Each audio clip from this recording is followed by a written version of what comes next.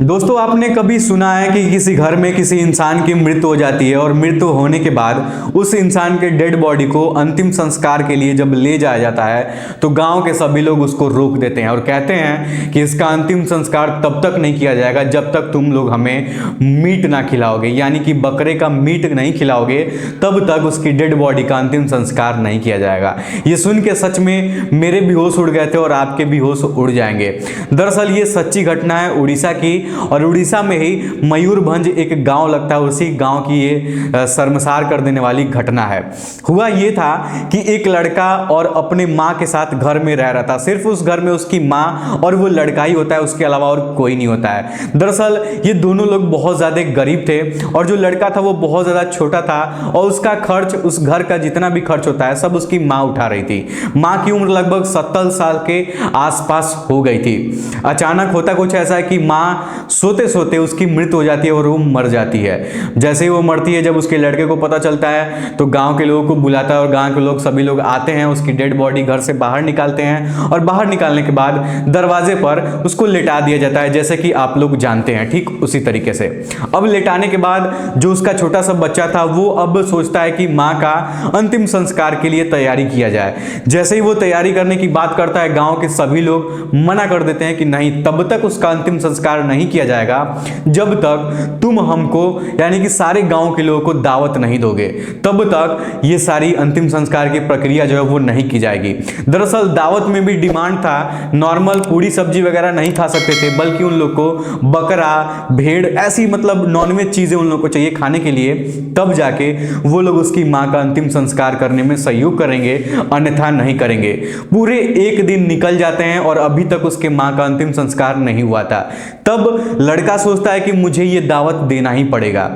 उसके बाद वो अपने दोस्तों से, वो अपने परिवार के रिश्तेदारों से, जिससे भी पैसे वगैरह मांगने थे सबसे वो कुछ कुछ पैसे मांग के पैसा इकट्ठा करता है और 2 दिनों बाद उसके पास पैसे इकट्ठा हो जाते हैं और 2 दिनों तक उसके माँ की जो डेड बॉडी है वो घर के दरवाजे पर पड़ी रहती है और कोई भी उसको देखने के लिए नहीं आता है।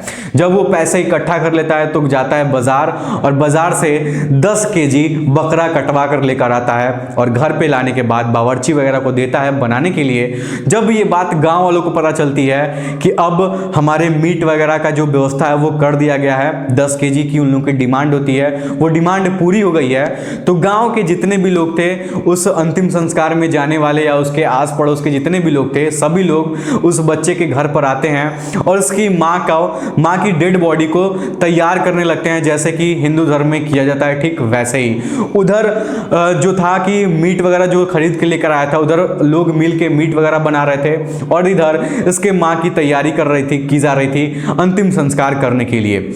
उधर मीट बन के तैयार हो जाता है, बैठ के सभी लोग खाते हैं और इधर इसकी माँ वेट कर रही थी कि कब उसके डेड बॉडी को शमशान घाट लेके जाया जाए। जैसे ही कुछ देर बीतता है, सभी लोग अच्छे से पेट भर के खाना वगैरह खा लेते हैं। अब बारी थी उसके माँ के डेड बॉडी को अच्छे से गांव से विदा करके शमशान घाट ले जाने की। उसके बाद सारे गांव के लोग मिलते हैं और एक एक करके अपना अपना कंधा देते हैं और कंधे देने के बाद उसके डेड बॉडी को गांव के ही कुछ दूरी पर एक पोखरा होगा, वहीं पे उन लोगों का दाह संस्कार वगैरह किया जाता है। तो वहां पर वो लोग ले जाके उसकी माँ का फाइनली दाह संस्कार करते हैं 2 दिनों के बाद। उसके बाद सभी लोग घर पर आते हैं और जो लड़का था वो अब अकेले पड़ जाता है, क्योंकि उसके परिवार में उसके माँ के अलावा और कोई नहीं था।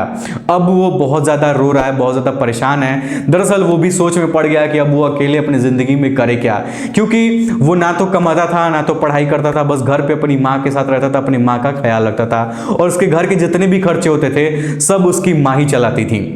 दोस्तों, एक चीज मैं आप लोग के साथ कहना चाहूंगा कि ऐसे रस्म के बारे में आप लोग क्या कहना चाहेंगे कि ऐसे रस्म, मतलब सच में मैं बता रहा हूं आप लोग से, मैं जब इसके बारे में सुना तो मेरे भी पैरों तले जमीन खिसक गया कि ऐसा रस्म किसने बनाया होगा कि किसी के घर में किसी की मृत्यु होती है तो मृत्यु से पहले नहीं, दाह संस्कार करने से पहले पूरे गांव वालों को दावत दी जाती है और दावत में नॉनवेज बनाया जाता है, नॉर्मल खाना वगैरह नहीं बन सकता है। ऐसा मैंने पहली बार सुना है और आप लोग भी पहली बार सुन रहे हो तो हमें कमेंट बॉक्स में बताइएगा, ताकि हमें भी पता चलेगा कि मेरे साथ आप लोग भी पहली बार ऐसी घटना को सुन रहे हैं। और एक चीज़ मैं कहना चाहूँगा कि ऐसे रस्म बनाए ही नहीं जाने चाहिए। अगर घर में किसी नौजवान इंसान की मृत्यु हो जाती है तो क्या वो आप लोग को पहले दावत देगा कि उसका मातम मनाएगा?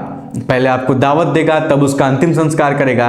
ऐसे रीति रिवाज बिल्कुल भी नहीं होने चाहिए। चलिए फिर आज की इस वीडियो में इतना ही। वीडियो पसंद आया तो वीडियो को लाइक और चैनल को सब्सक्राइब जरूर करिएगा। मिलता हूं आप लोग से अगले वीडियो में, तब तक के लिए धन्यवाद। और मैं चाहूंगा आप लोगों से कि अगर हमारे चैनल पे आप लोग फर्स्ट टाइम आए हो तो चैनल को सब्सक्राइब कर लीजिए, क्योंकि आप लोग सब्सक्राइब वगैरह नहीं करते और वीडियोस को देखते रहते हैं, और वीडियो अच्छी भी लगती है तो उसको लाइक भी कर दीजिए। इससे हमको बहुत ज़्यादा मोटिवेशन मिलता है और मैं और भी अच्छे अच्छे कंटेंट आप लोग के लिए लेके आता रहता हूँ। चलिए धन्यवाद।